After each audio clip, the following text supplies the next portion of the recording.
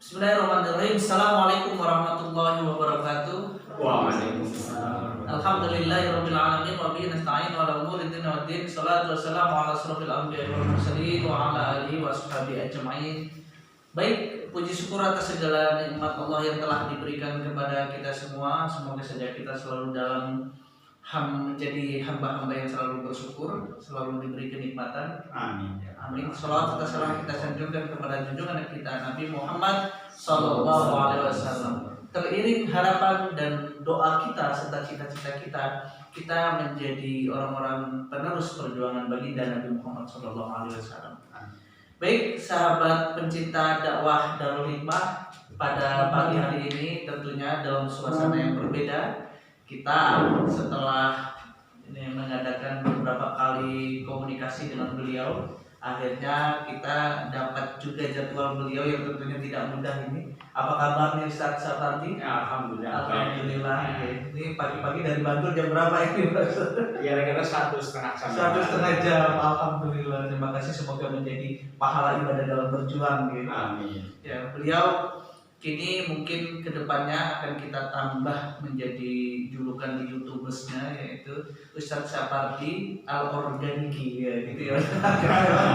Untuk semua pemirsa, bahwasanya beliau selain memang menjadi seorang ustadz di Pondok Pesantren Darul Hikmah, tentunya tugasnya memang adalah menyembuhkan akhlak, menyembuhkan dari sebagainya, yang memperbaiki gitu. Beliau juga memiliki usaha nanti bagi semua pecinta dakwah yang ingin motornya rusak atau ganti oli dan sebagainya. Ini iklan, ini promosi kita promosikan nih, biar beliau mau jadi narasumber kita terus. Silakan datang ke mana, di Selokan Mataram. Iya, di Gor Klebengan. Pas di Gor Klebengan, namanya Pardis Motor. Insya Allah amanah, motor jadi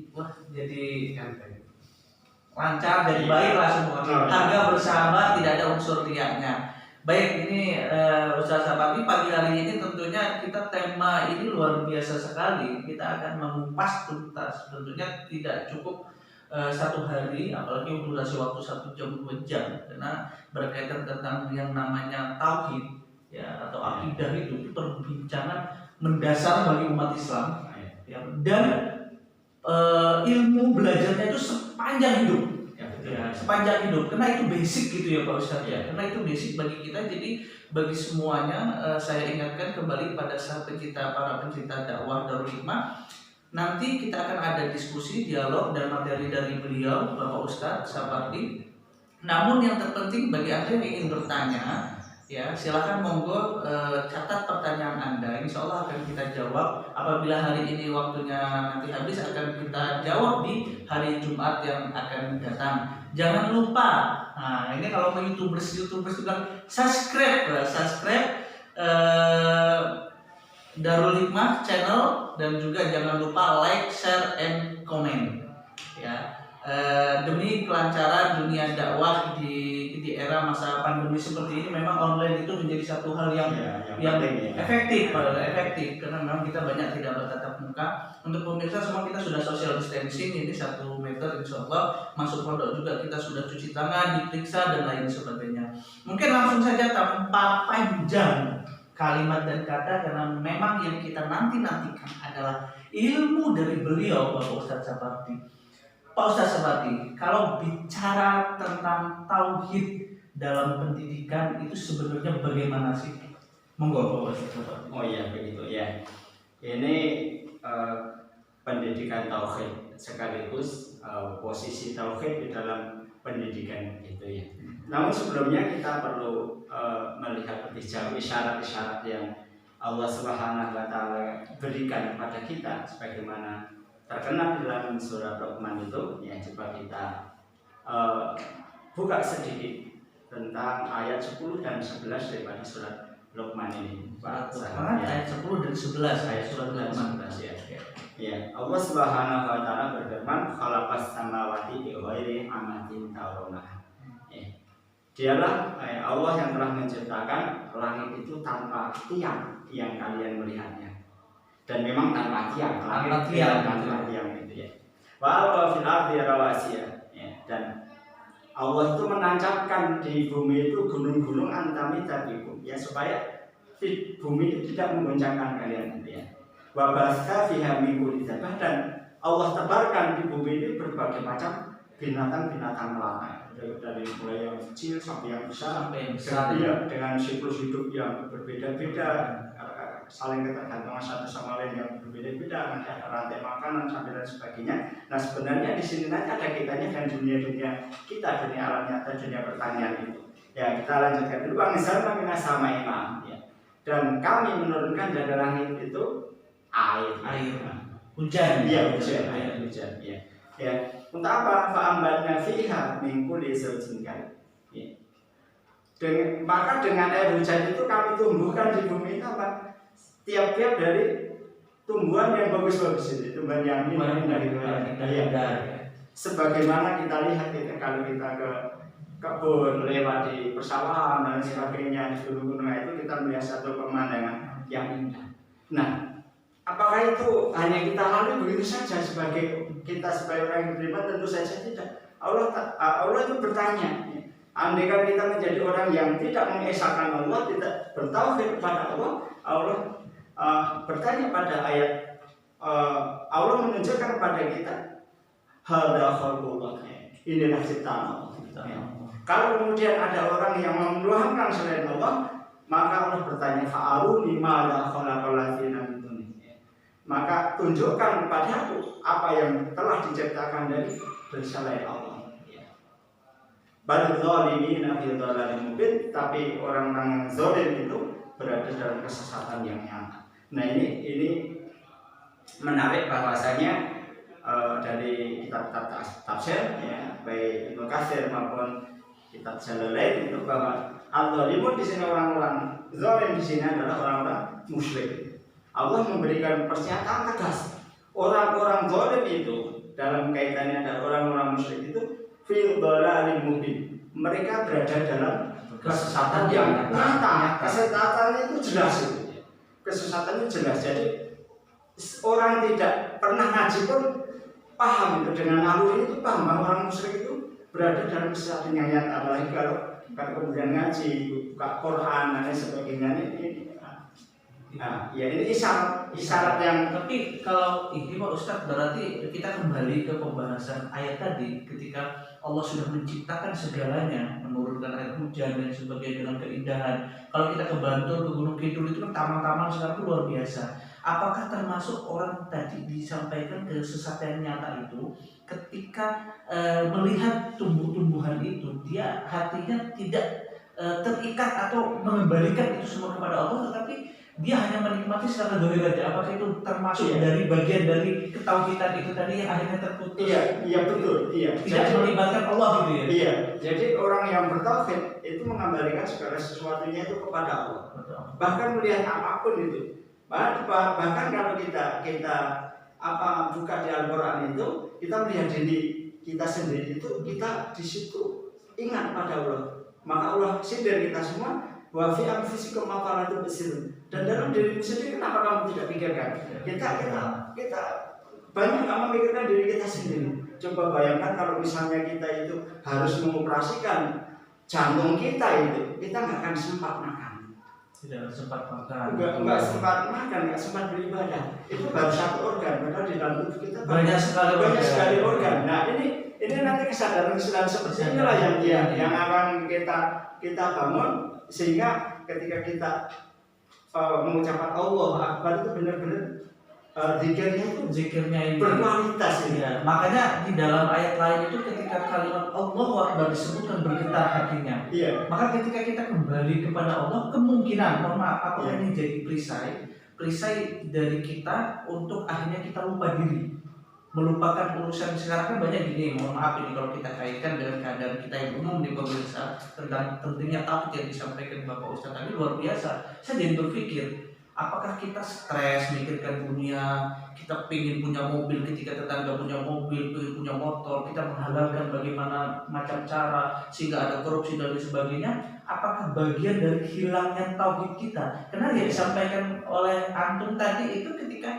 kita menjadikan menghadirkan Allah pada diri kita, segala yang tauhid berkait dengan Allah, saya kira urusan dunia itu seolah-olah kita lebur dalam artian kita terkontrol, gitu. Sehingga kita bersyukur itu, menikmatnya itu. Sekarang fenomena itu berarti apakah gejala ketauhidan itu sekarang itu menjadi gejala yang massal, ini sudah mulai tidak dimiliki ini. Bagaimana ini Mas ada fenomena dengan nyata ya, dengan kasus-kasus yang mohon maaf mungkin banyak sekali. Ini demi kita perbaikan juga dakwah kita, mungkin ini dari Darul Hikmah ini kita mengupas dari keadaan-keadaan sehingga Allah itu tidak murka kepada kita dan bumi pun bersahabat kepada kita. Itu bagaimana itu ya? Ya, nantinya kita akan kesana, kita akan dalam pembahasan selanjutnya kita akan kesana. Jadi orang-orang yang kelompok-kelompok manusia ini bermacam-macam di dunia. Ada orang yang memang tidak bertauhid, ya, yang disebut di dalam Al-Quran itu sebagai seorang musyrik, gitu ya. Ada orang yang sebenarnya bertauhid tapi lalai itu, lalai. Jadi karena ingatannya banyak ke yang lain, gitu. Nah ini nanti berkaitan dengan masalah kualitas tauhid seseorang. Kualitas tauhid seseorang berbeda-beda. Sehingga di dalam hadis pun kualitas zikir seseorang berbeda-beda. Ada yang zikirnya seseorang itu bisa dikatakan sampai memenuhi langit dan bumi begitu. Luar biasa. Tapi zikir kita seberapa itu nilainya itu? Apakah sebesar semua, sebesar sapi, sebesar gajah, atau sebagaimana disebutkan dalam kitab Arba'in An-Nawawi itu, bisa memenuhi langit dan bumi dengan zikir-zikir kita itu? Atau bagaimana? Nah ini ya, atau hanya di lisan saja? Begitu. Ya, termasuk membaca sholawat itu bisa begitu.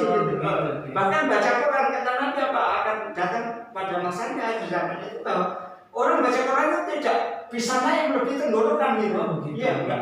Apalagi pelangi gitu ya. Hanya saya tenggorokan saja, enggak bisa naik. Berarti tauhid itu sendiri nanti ke depan dalam pembahasannya itu seperti iman ya. Apakah dia akan terjadi yazid wa yanqus gitu loh.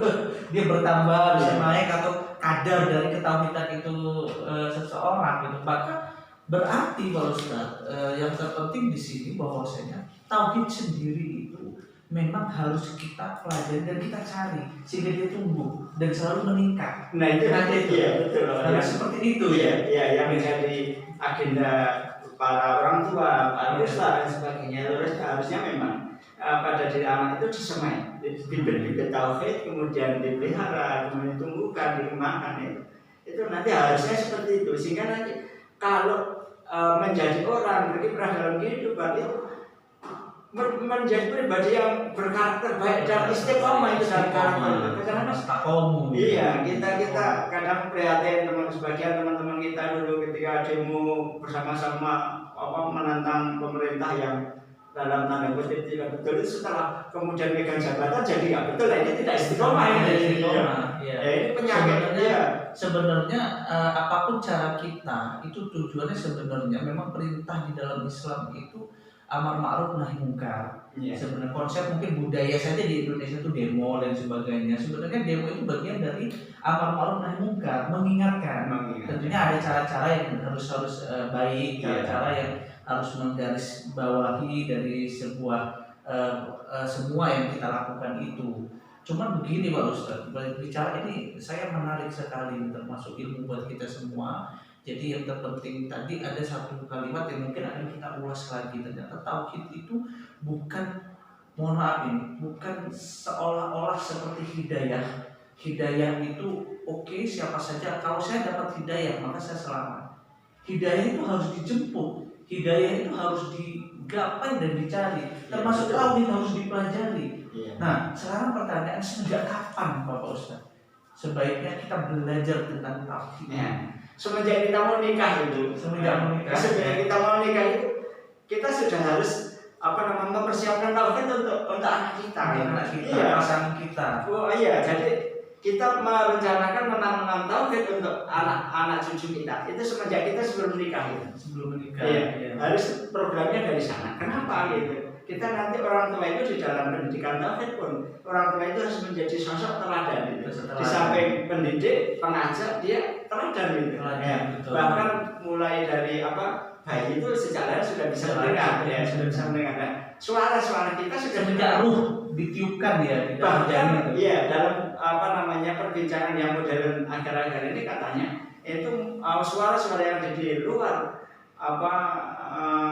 badan seorang wanita yang sedang mengandung itu sudah bisa dalam frekuensi tertentu bisa berpengaruh pada ini, walaupun ini saya belum pernah tapi itu sudah terkenal ya. Kalau anak di kandungan itu disetelkan musik dangdut itu memang banyak sekali. Ya, kalau keroncong kayak apa, kalau lantunan ayat Quran kayak apa. Baik, berarti ini para jombloers semuanya ya. Ternyata terus para calon bapak ibu mertua yang punya anak ya di satu pria. Ya dari dialog kita ternyata satu hal yang terpenting dilupakan untuk cari menantu itu bukan apa kerjaannya, apa gantengnya seberapa, cantiknya seberapa. Ternyata penguasaan pemahaman tentang ilmu agama, ketauhidannya itu harus dilihat. Karena ini penting, yang akan membawa rumah tangga itu nanti dia akan rumah tangga yang islami, yang menghadirkan Allah, yang bertauhid, atau yang hanya sekedar melihat keduniawian. Ternyata penting ini. Banyak kan sekarang itu banyak nikah itu karena ini Pak Ustaz. Dilihat, woi gaweanmu apa, tunggalanmu apa, ini banyak kerjanya kayak apa. Padahal dari konsep tadi ternyata melihat calon mantu dari segi penguasaan keagamaannya, keilmuannya, terutama pemahaman tentang ketauhidannya, karena dia akan menanamkan, mendidik dari mulai dia menikah istrinya, kemudian tujuan selanjutnya mereka punya keturunan, dari keturunan inilah berarti kembali ke basic ya Pak Ustadz sebenarnya. Iya betul ya. Makanya aku ahlikum naro itu kembali ke basic itu Pak Ustadz. Iya. Cuman memang ini harus kita dakwahkan ini, cara seperti ini yang kita kampanyekan ini, memang budaya-budaya di Indonesia yang luar biasa. Maka memang semua pemirsa mungkin ada pertanyaan sebelum kita melanjut. Ada pertanyaan, mau Pak Ustadz kita dengerin dulu pertanyaannya aja. Oh begitu ya. Ada pertanyaan dari akun Teguh. Us izin bertanya, ada berapa sih sebenarnya pembagian dan macam-macam tauhid itu Us? Mohon penjelasannya. Baik, terima kasih kepada akun Facebook Teguh. Pak Ustadz ini kita karena materi ini kontinu Pak Ustadz mungkin tidak bisa disampaikan sekaligus, sedikit-sedikit sambil kita membahas pertanyaan-pertanyaan mengalir saja. Karena jangan takut, nanti insya Allah setiap hari Jumat beliau akan hadir di sini. Semoga beliau sehat terus dan waktunya luang terus ya. Ini ada pertanyaan sebenarnya, ada seberapa sih pembagian tentang tauhid itu sendiri dan macam-macamnya? Monggo Pak Ustadz. Begitu, iya. Ini sebenarnya materi lanjutan, tapi kita coba sedikit tidak masalah ya.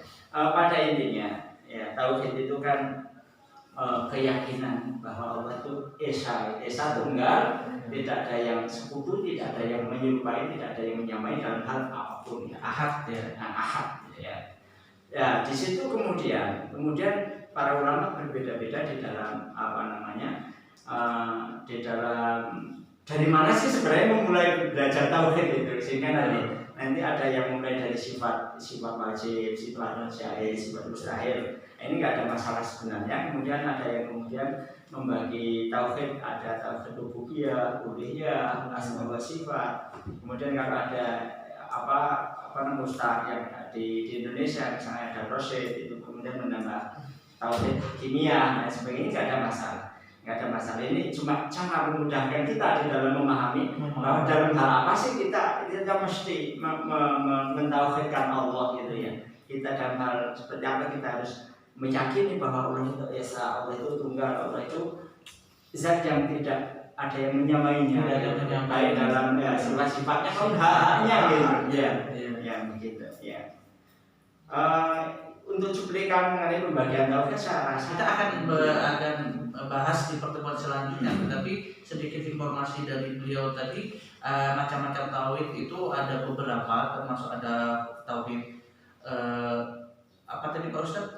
Ada rububiyah, uluhiyah, asma wa sifat. Nanti, keterangan itu akan kita bahas di pertemuan selanjutnya. tapi ada macam-macam. Maka sahabat dakwah setiap hari Jumat jam 9 jangan lupa pantengin terus tuh. Ilmu ini gratis, gratis kita dapat ilmu yang luar biasa, bermanfaat, mendasar sekali yang dipentingkan oleh kaum muslimin sebagai umat Islam yang kita mengesahkan Allah, yang memiliki Allah ya. Jadi kita penting sekali belajar ini. Ini lebih penting daripada hal-hal yang lain tentunya. Mungkin ada pertanyaan lagi? Ya, pertanyaan dari akun TG. Saya pernah mendengar istilah tauhid asma wa syifa. Maksudnya apa Gus? Ini ya. Kita kasih cuplikannya oleh. Membangga asma wa syifa itu apa sih gitu loh. Iya, jadi tahu. Kalau mungkin kalau dari bahasa Arab itu dari kalimat ismul, sifatun, sifat. Ya, itu maksudnya bagaimana? Kita kasih cuplikannya ini Pak Ustaz. Biasanya marketing yang terbaik itu adalah kasih cuplikan tentang produk itu ya.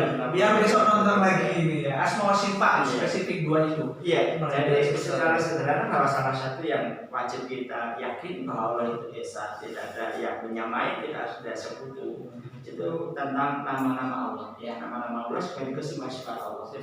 Jadi sederhananya begini, Allah itu memiliki nama Ar-Rahman misalnya ya, Ar-Rahman nama pengasih gitu ya. Nama Ar-Rahman itu sekaligus menunjukkan bahwa Allah itu memiliki sifat yang maha pengasih gitu.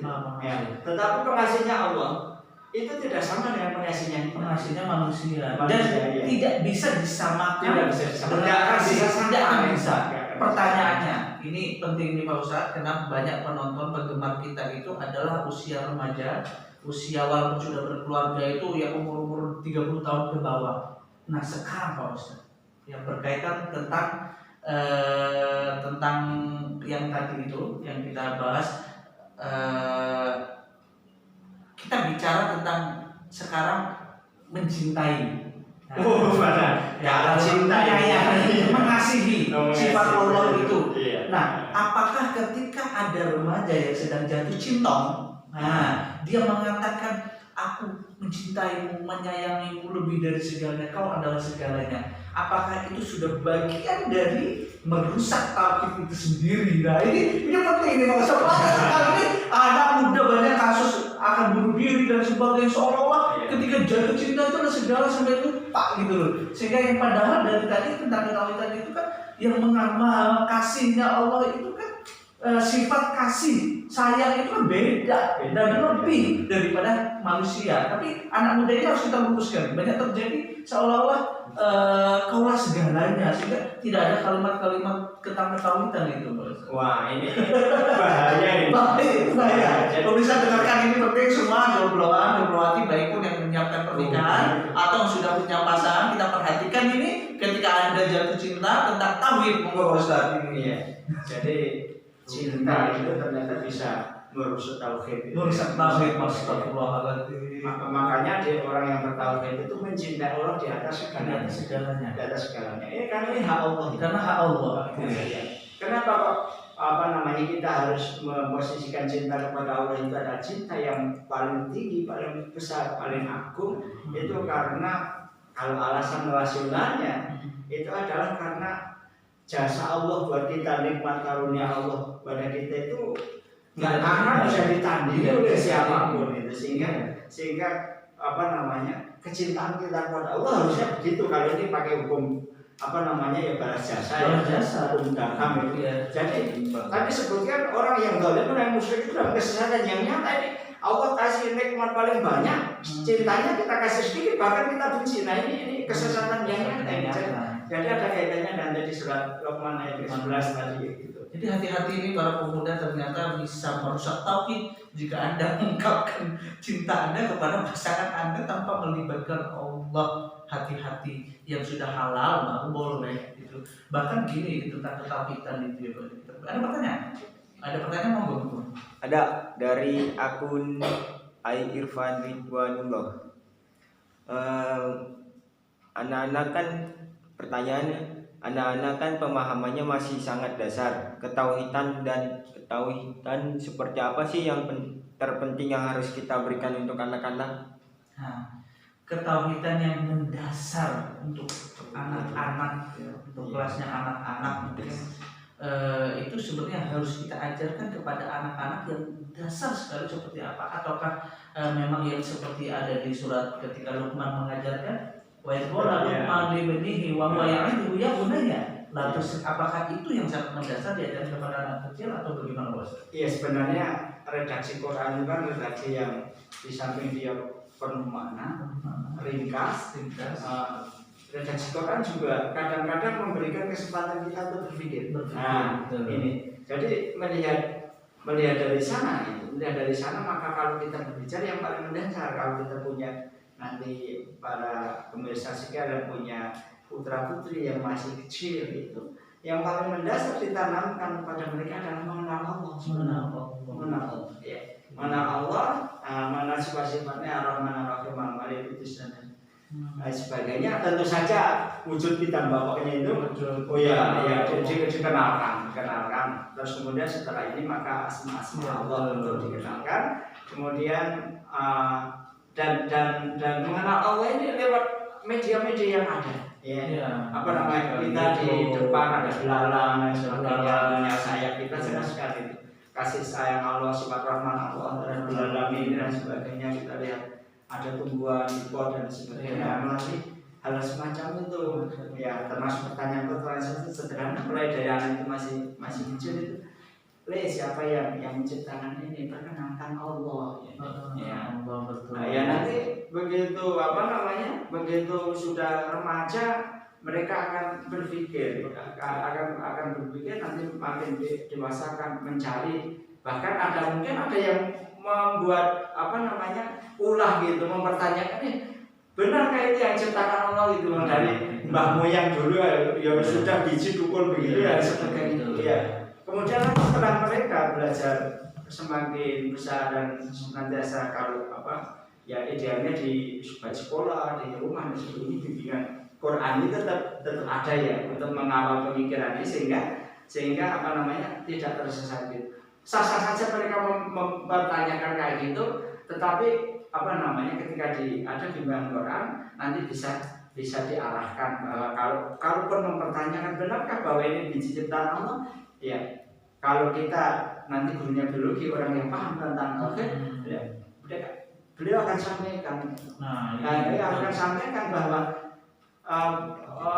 argumentasi yang masuk akal. Kalau ini bukan ciptaan Allah, mereka para guru itu bisa menyampaikan kalau ini bukan ciptaan Allah, manusia makhluk yang tercerdas di bumi ini adalah manusia gitu. Ya. Tapi sudah adakah manusia yang bisa menciptakan sebutir biji menciptakan ya. Bahkan yang sekarang teknologi paling modern, cloning. Mereka nggak menciptakan, itu ngambil saja. Ya, nggak menciptakan, benar-benar menciptakan. Belum ada. Sebutir padi pun. Lalu yang menciptakan kan siapa? Nah ini kemudian buka Quran memberikan penjelasan kayak tadi di dalam surah Luqman ayat 10 ya, menciptakan bumi, kemudian menurunkan hujan, menumbuhkan dan sebagainya. Nanti sebenarnya tauhid itu kalau kita semakin tahu itu semakin menarik ya. Dari tumbuhan ini masing-masing spesifik ini. Kebutuhannya airnya seberapa, nitrogennya seberapa, ini beda dengan itu. Nah, itu yang menakar itu siapa? Apakah ini bergerak? Saya butuh nitrogen sekian, butuh fosfor sekian, butuh manusia tidak mampu merawatnya, mengetahui, terus melaksanakan mungkin. Petani cuma menanam, merawat, itu betul sekali. Kalau kan bisa diserai untuk ini, ya tidak mampu. Tidak ada yang mampu. Maka ketika dikatakan bahwasanya jika kau ingin mengenali Allah dan tahu siapa Allah, lihatlah apa yang ciptaannya itu. Makanya di sini terkasih hada khalqullah. Ini ciptaan Allah itu. Itu yang harusnya kita tanamkan pemirsa semua sejak kecil, sejak dini adalah tentang mengenalkan Allah sejak dini. Ada pertanyaan? Ada. Ya, silakan. Dari akun Tony Yaya. Ustaz, saya mau tanya nih, setiap muslim wajib takut pada Allah Subhanahu wa taala. Bagaimana menurut pandangan Islam, apakah kita menyalahi akidah Islam kalau kita takut pada adanya bahaya virus corona ini? Wah, ini pertanyaannya berat. Ini pertanyaan. Karena saya tahu akun ini seperti saya kenal. Beliau juga adalah seorang syekh. Saya di bidang keagamaan, tetapi ini penting mungkin pengetahuan untuk sahabat-sahabat semuanya berkaitan dengan kita harus takut kepada Allah, dengan sisi lain kita takut kepada makhluk. Itu bagaimana, Pak Ustaz? Iya, jadi takut pada manusia itu ada, kalau sederhananya kita bagi dua. Takut yang sifatnya naluri, yang kedua takut sifatnya ta'abudi. Iya. Takut seseorang kepada Allah itu bersikap yang ta'abudi, itu bersikap penyembahan. Sehingga takutnya seseorang kepada Allah itu tidak takut semata-mata, ya, tetapi ada rasa takut, ada rasa berharap, ya, ada al-khauf war roja, ada pengagungan, gitu ya, semacam ini. Jadi kita bisa membandingkan ya takutnya kita kepada Allah dengan takutnya kita kepada preman yang bawa golok, gitu ya.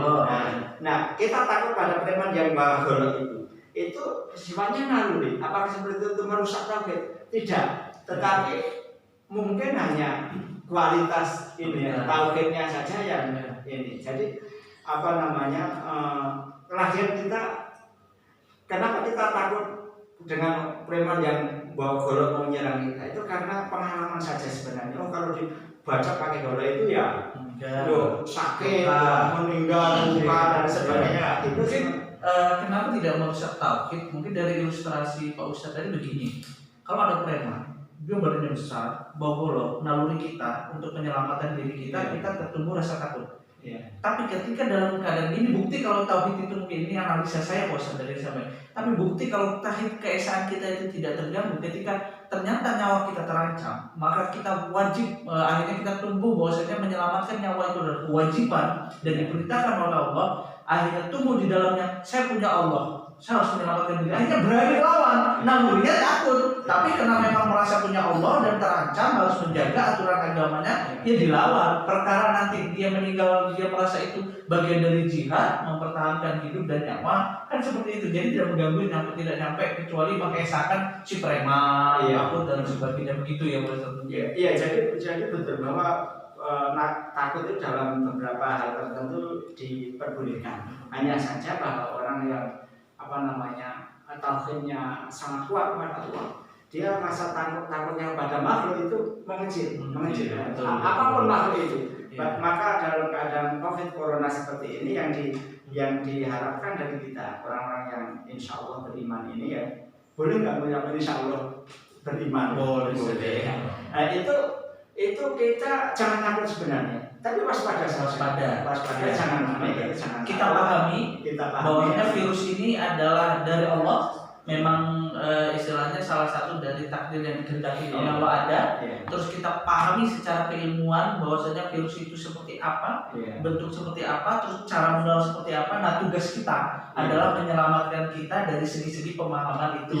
Jadi itu bagian dari penghargaan kita terhadap sunatullah ini. Jadi nanti dalam pembahasan selanjutnya para pemirsa seluruhnya. Jadi nanti akan masalah takdir juga itu bagian panjang. Jadi wilayah mana sih kita berjalan? Apakah kita di takdir itu, kalau saya sendiri berpendapat itu wilayahnya Allah, kita jangan campur tangan aja. Wilayah kita itu ya di sunatullah ini ya. Kita harusnya bagaimana? Nah, takdir itu ketika kau dilahirkan menjadi seorang laki-laki, itu takdirmu. Maka jangan kau lawan takdirmu dengan cara kau berubah menjadi perempuan lekor. Mungkin begitu. Ada pertanyaan lagi? Terakhir ya. Dari akun Hafid Al-Haq. Assalamualaikum. Waalaikumsalam. Izin bertanya, bagaimana menurut Ustadz tentang pengaruh HP terhadap akidah seorang anak? Terima kasih. Ini menghati dan akidah seorang anak. Kalau begini loh Ustaz, mungkin saya tambahin, anak harusnya kan dikenalkan oleh Allah kepada Allah dari sejak dini. Ya, dia tahu segala sesuatu menciptakan sampai dia paham. Akhirnya semua sesuatu kita arahkan, penciptaan itu adalah Allah. Tapi anak zaman sekarang Pak Ustaz, HP, game itu adalah segalanya. Ketika HP ini diambil, dia nangis seolah-olah ini adalah segala dalam hidupnya. Bagaimana dia akan ingat Allah? Nah, itu pengaruh HP dengan tauhid itu. Bagaimana? Nah, itu di surat awal surat apa namanya Luqman ini sudah disebut sebenarnya ya sudah cuma ngeh apa enggak gitu ya ini ngeh apa enggak ya jadi sana wa minan nasi mayastari lahul hadis liyutilan sabilillah ya dan di antara manusia itu ada yang mempergunakan hal-hal yang perkataan-perkataan yang tidak berguna itu untuk menyesatkan manusia. Di sini perkataan ini termasuk segala macam halnya ya, termasuk benda apapun. Iya. Dan di sini ya sekali asal katanya bukan berkata membeli. Ya sekali. Iya. Maka kita sebagai orang yang tidak berbahasa itu bahasa Arab ini kita juga harus sedikit paling belajar. Ya. Jadi di situ masuk nanti segala sesuatu mengeluarkan harta benda kalau itu ke arah yang menjauhkan seseorang atau menyimpangkan seseorang dari fisabilillah apapun bentuknya, nah ini perlu diwaspadai ya. Kalau kemudian HP itu bisa positif bisa negatif, bagaimana dikontrol penggunaannya? Iya, jadi walaupun kalau kita naluri kita lagi anak-anak, tidak yang sudah dewasa kadang-kadang kalau baik dan buruk dihadapkan kepada kita kadang-kadang termakan yang buruk. Yang buruk kita ambil. Sama ya, orang pakai HP apalagi masih anak-anak. Kadang-kadang harusnya dipakai untuk mendengarkan murotal, untuk membaca untuk menonton penjelasan ustaz tentang berbagai permasalahan agama gitu. Tapi itu kan saya kira manfaatnya untuk kelas-kelas anak HP itu hanya kecil lah ya. Iya, mudaratnya lebih besar. Karena itu tadi kita belum bisa memilih sehingga para bunda ya, papi mami di rumah ya, harapan kami monggo kita bersama-sama menjalankan tugas kita untuk mengenalkan Allah. Jadi kalaupun HP itu adalah harus kita berikan kepada anak, kasih saya kira konten ataupun tontonan yang berkaitan tentang tauhid, tentang Allah, mengajarkan agama. Hal-hal yang lain jangan dulu sejak dini, jangan beri cara dia menghidupkan wifi dan sebagainya. Please stop ini semua agar Indonesia segera bangkit dari keterpurukan. Kita esakan Allah, kembali ke tauhid yang benar, insyaallah ini menjadi baldatun thayyibatun wa rabbun ghafur. Amin. Ya, baik ini Pak Ustadz, sepertinya tidak ada pertanyaan lagi ya. Ada mungkin untuk pertemuan yang akan datang. Karena memang waktu jua yang membatasi kita. Dan pemirsa dipersilakan untuk kalau mau membuat pertanyaan sampaikan pada minggu yang akan datang. Ya, semuanya tetap monggo, yang nanti di Facebook juga ada pertanyaan-pertanyaan. Nanti tim akan mengumpulkan semua pertanyaan, lalu akan kita bahas di setiap minggunya tentang ketauhidan bersama beliau Ustadz Sapardi saya kadang-kadang orang suka lupa ngomong. Itu kita resmikan besok ya. Al-Argoniki ya. Al-Argoniki. Tetapi penting kepada beliau sebelum kita tutup, terima kasih sekali Pak Ustadz atas ilmu dan pencerahannya. Semoga manfaat kepada kita semua dan kepada seluruh sahabat pecinta dakwah Darul Hikmah. Yang terpenting yang pertama dari ulasan tadi itu, yang pertama mari kita ajarkan putra-putri kita sejak dini tentang pengenalan Allah. Yang kedua, bagaimana kesiapan pendidikan tentang tauhid ini semenjak kita akan menikah. Seorang laki-laki menjadi imam, mengajarkan kepada istrinya, sehingga nanti ketika punya keturunan tauhid itu semenjak ada di dalam kandungan, semenjak ruh itu ada. Yang ketiga, pembagian tauhid itu ternyata banyak, dan ini sangat penting harus dipahami agar kita menjadikan Allah itu dalam hidup kita adalah number one, segalanya dan hanya Allah nomor satu. Insya Allah ini akan berpengaruh kepada pola pikir, pola tingkah laku dan segala perbuatan kita di muka bumi ini.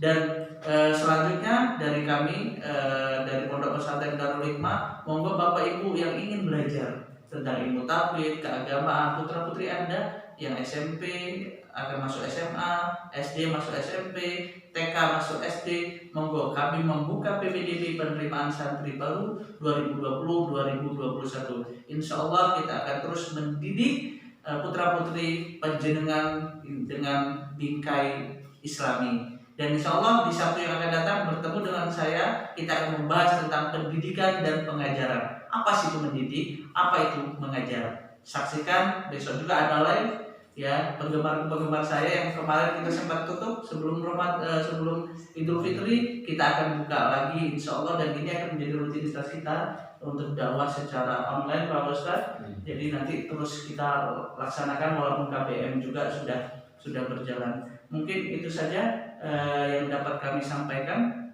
Ada yang sedikit disampaikan, monggo Pak Ustadz. Dan dari saya saran dan masukannya dari para pemirsa semua silahkan disampaikan. Ada salah yang mohon dimaafkan. Ya, saya cukupkan. Wassalamualaikum warahmatullahi wabarakatuh. Waalaikumsalam warahmatullahi wabarakatuh. Jangan lupa like, share, and comment, karena itu penting. Daripada kita like yang nggak penting, ini lebih penting dari segala yang penting. Kalau ada ilmu tentunya ambil ketika ada kesalahan, karena memang ini proses di bingkai pendidikan. Kami kira itu hal yang biasa, karena kita terus belajar. Kami juga Bapak Ustadz terus belajar mengasah ilmu, kami mohon dimaafkan. Selamat melaksanakan aktivitas dimanapun Anda berada. Salam dari keluarga besar Pondok Pesantren Darul Hikmah. Wassalamualaikum warahmatullahi wabarakatuh. Waalaikumsalam warahmatullahi wabarakatuh.